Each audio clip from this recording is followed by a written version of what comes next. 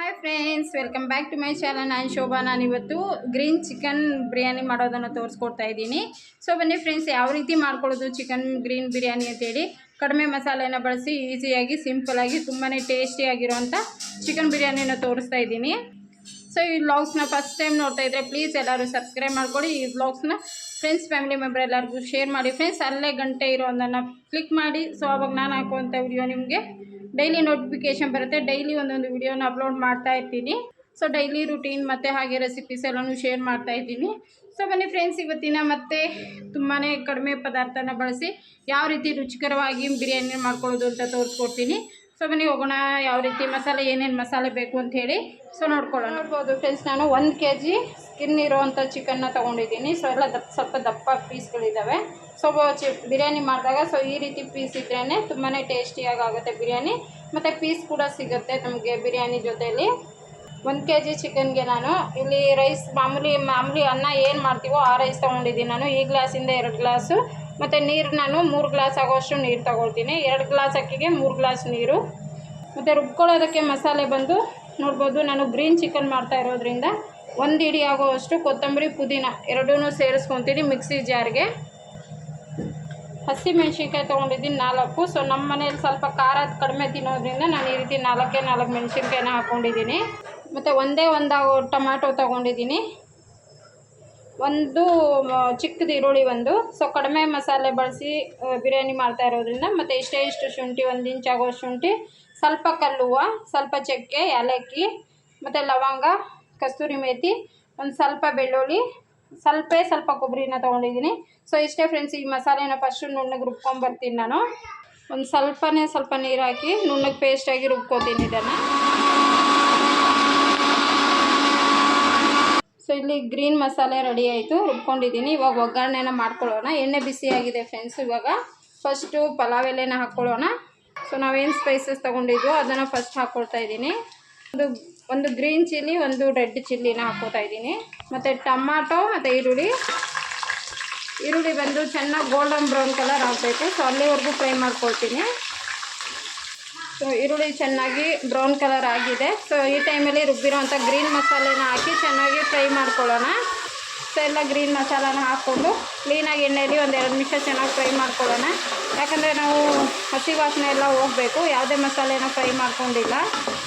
ಇವಾಗ ತೊಳೆದು ಇಟ್ಟಿರೋಂಥ chicken ನೀರಿರಬಾರ್ದು. So ಆ ರೀತಿಯಾಗಿ ಫಸ್ಟು ಚಿಕನ್ ಹಾಕ್ಕೊಂಡು ಚೆನ್ನಾಗಿ ಮಸಾಲೆಯಲ್ಲಿ ಒಳ್ಳೆ ಫ್ರೈ ಮಾಡ್ಕೋಬೇಕು.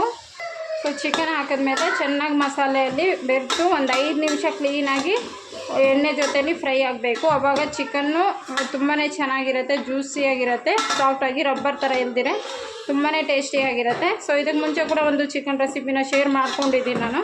ಸೊ ಇವತ್ತು ನಾನು ಗ್ರೀನ್ ಚಿಕನ್ ತೋರಿಸ್ತಾ ಇದ್ದೀನಿ ನಿಮಗೆ. ಗ್ರೀನ್ ಚಿಕನ್ ಬಿರಿಯಾನಿ ನೋಡಿ. ಚಿಕನ್ 5 ನಿಮಿಷ ಚೆನ್ನಾಗಿ ಫ್ರೈ ಆಗಿದೆ. ಇವಾಗ ಅಕ್ಕಿನ ತೊಳೆದು ಇಟ್ಟಿದ್ದೀನಿ. ಸೊ ಅದನ್ನು ಸೇರಿಸ್ಕೊತಾ ಇದ್ದೀನಿ. ಸೊ ಯಾರು ಬೇಕಾದರೂ ಮಾಡ್ಕೋಬೋದು ಫ್ರೆಂಡ್ಸ್. ತುಂಬಾ ಈಸಿಯಾಗಿ ಮಾಡ್ಕೊಳ್ಳೋವಂಥ ಬಿರಿಯಾನಿ ರೆಸಿಪಿ. ನನಗೆ ಪಾತ್ರೆಯಲ್ಲೆಲ್ಲ ಮಾಡೋದಕ್ಕೆ ಬರೋದಿಲ್ಲ. ನಾನು ಕುಕ್ಕರಲ್ಲೆಲ್ಲ ತುಂಬ ಚೆನ್ನಾಗಿ ಮಾಡ್ತೀನಿ. ಅದಕ್ಕೋಸ್ಕರ ಇದರಲ್ಲಿ ಕುಕ್ಕರಲ್ಲಿ ಮಾಡೋದನ್ನು ತೋರಿಸ್ಕೊಡ್ತಾ ಇದ್ದೀನಿ. ಸೊ ಎಲ್ಲ ಮಸಾಲೆ ಜೊತೆ ಅಕ್ಕಿನ ಮಿಕ್ಸ್ ಮಾಡಿ ಇವಾಗ ನೀರನ್ನ ಸೇರಿಸ್ಕೊತೀನಿ. ಸೊ ನೋಡಿ ಫ್ರೆಂಡ್ಸ್, ಮಿಕ್ಸಿ ಜಾರಲ್ಲಿರುವಂಥ ಮಸಾಲೆ ಕೂಡ ತೊಳೆದ್ಬಿಟ್ಟು ಸೊ ಅನ್ನಕ್ಕೆ ಸೇರಿಸ್ಕೊತಾ ಇದ್ದೀನಿ. ಆವಾಗ ಇದು ಮಸಾಲೆ ಏನು ಮಿಕ್ಕಿರುತ್ತೋ ಅದು ಕೂಡ ವೇಸ್ಟ್ ಆಗಲ್ಲ ಅನ್ನೋದಕ್ಕೋಸ್ಕರ ನಾವು ಈ ರೀತಿಯಾಗಿ ಮಾಡ್ಕೋಬೇಕು.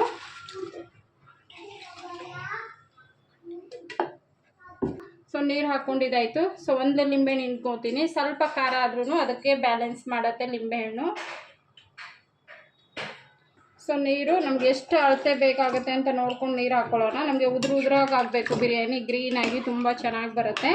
ಕಡಿಮೆ ಮಸಾಲೆಯಲ್ಲಿ ಎಷ್ಟು ಚೆನ್ನಾಗಿ ಬರುತ್ತೆ ಅಂತ ಹೇಳಿ. ಸೊ ಕೊನೆವರೆಗೂ ಸ್ಕಿಪ್ ಮಾಡಿದಿರೆ ಪೂರ್ತಿ ವಿಡಿಯೋನ ನೋಡಿ, ನಿಮಗೆ ಗೊತ್ತಾಗುತ್ತೆ. ನೋಡಿ, ಇಷ್ಟು ನೀರು ಸಾಕಾಗುತ್ತೆ. ಇವಾಗ ರುಚಿಗೆ ತಕ್ಕಷ್ಟು ಉಪ್ಪನ್ನ ಹಾಕ್ಕೋತೀನಿ. ನೀರೆಲ್ಲ ಹಾಕಿ ಕೊನೆಯಲ್ಲಿ ರುಚಿಗೆ ತಕ್ಕಷ್ಟು ಉಪ್ಪು ಹಾಕಿದ್ರೆ ಆಯಿತು. ಮತ್ತು ಧನಿಯಾ ಪುಡಿ ಸ್ವಲ್ಪ 1 ಸ್ಪೂನ್ ಆಗೋಷ್ಟು, ಬಿರಿಯಾನಿ ಪೌಡ್ರು 1 ಸ್ಪೂನ್ ಆಗೋಷ್ಟು ಅಷ್ಟೇ. ಸೊ ನೋಡಿ, ಒಂದ್ಸರಿ ನಾವು ಲಿಡ್ ಕ್ಲೋಸ್ ಮಾಡೋಕೆ ಮುಂಚೆ ಚೆನ್ನಾಗಿ ಮಿಕ್ಸ್ ಮಾಡಿ ಕರೆಕ್ಟಾಗಿ 2 ವಿಜಿಲ್ ಆದರೆ ಸಾಕಾಗುತ್ತೆ. ನೋಡಿ, ಇಷ್ಟು ನೀರು ಇರಬೇಕು. ಮತ್ತು 2 ವಿಜಿಲ್ ಹಾಕಿದ್ಮೇಲೆ ತೋರಿಸ್ತೀನಿ ಯಾವ ರೀತಿ ಆಗಿರುತ್ತೆ ಅಂತ ಹೇಳಿ. ಇವಾಗ ಲಿಡ್ ಕ್ಲೋಸ್ ಮಾಡಿ ಸೊ ಇಡೋಣ ಬಿಸಿ ಬಿಸಿ ಬಿರಿಯಾನಿ. ಚಳಿಗೆ ಸೂಪರ್ ಆಗಿರೋಂಥ ಎಮ್ಮೆಯಾಗಿರೋಂಥ ಬಿರಿಯಾನಿ ರೆಡಿ ಆಗುತ್ತೆ. ಸೊ ಓಕೆ ಫ್ರೆಂಡ್ಸ್, ಮತ್ತೆ ಆಮೇಲೆ ಸಿಗ್ತೀನಿ ಬಿರಿಯಾನಿ ಆದಮೇಲೆ. ನೋಡ್ಬೋದು ಫ್ರೆಂಡ್ಸ್, ಇವಾಗ ಬಿರಿಯಾನಿ ಆಗಿದೆ. 2 ವಿಜಲ್ನ ಹಾಕಿಸ್ಕೊಂಡಿದ್ದೀನಿ. ಸೊ ವಿಜಿಲ್ ಕೂಡ ಪೂರ್ತಿಯಾಗಿ ಕಡಿಮೆ ಆಗಿದೆ. ಏರ್ ಅನ್ನೋದು ಏರ್ ಇರಬಾರ್ದು, ಪೂರ್ತಿ ಆರಿದ ಮೇಲೇ ಓಪನ್ ಮಾಡಬೇಕು. ಸೊ ಬನ್ನಿ ಇವಾಗ ಓಪನ್ ಮಾಡಿ ನೋಡೋಣ ಯಾವ ರೀತಿ ಬಿರಿಯಾನಿ ಆಗಿದೆ ಅಂಥೇಳಿ. ನೋಡಿ ಫ್ರೆಂಡ್ಸ್, ಈ ರೀತಿ ಆಗಿದೆ. ಚೆನ್ನಾಗಿ ಮಿಕ್ಸ್ ಮಾಡ್ಕೋಬೇಕು. ಎಷ್ಟು ಕರೆಕ್ಟಾಗಿ ಉದ್ರಾಗಿ ಆಗಿದೆ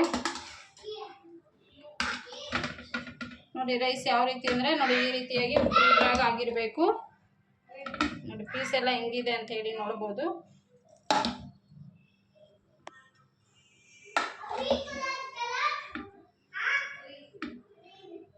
ಸೊ ನೋಡ್ಬೋದು ಫ್ರೆಂಡ್ಸ್, ರೆಡಿ ಆಯಿತು ಬಿರಿಯಾನಿ. ಇವಾಗ ರಾಯ್ತ ಒಂದಿಗೆ ಸರ್ವ್ ಮಾಡ್ತಾ ಇದ್ದೀನಿ. ಸೂಪರ್ ಆಗಿರುತ್ತೆ. ಸೊ ಒಂದೇ ಒಂದ್ಸರಿ ಮಾಡಿ ನೋಡಿ. ಆದರೆ ಲೈಟ್, ತುಂಬಾ ಡಾರ್ಕ್ ಗ್ರೀನ್ ಅಲ್ಲ, ಲೈಟ್ ಗ್ರೀನ್ ಆಗಿ ಇದೆ. ನೀವು ಇನ್ನೂ ಡಾರ್ಕ್ ಗ್ರೀನ್ ಬೇಕು ಅಂತ ಹೇಳಿದ್ರೆ ಸ್ವಲ್ಪ ಪಾಲಕ್ ಸೊಪ್ಪಾಗಲಿ ಇಲ್ಲ ಮೆಂತ್ಯ ಸೊಪ್ಪಾಗಲಿ ಅದನ್ನು ಹಾಕಿ ರುಬ್ಬಿ ಮಾಡೋದ್ರಿಂದ ತುಂಬಾ ಗ್ರೀನ್ ಕಲರ್ ಬರುತ್ತೆ. ಅದು ನೆಕ್ಸ್ಟ್ ವ್ಲಾಗಲ್ಲಿ ತೋರಿಸ್ತೀನಿ. ಇದು ಲೈಟ್ ಗ್ರೀನ್ ಬಿರಿಯಾನಿ ಸೂಪರಾಗಿ ಆಗಿದೆ. ಸೊ ಬನ್ನಿ ಇದನ್ನು ಸರ್ವ್ ಮಾಡ್ತಾ ಇದ್ದೀನಿ ಇವಾಗ.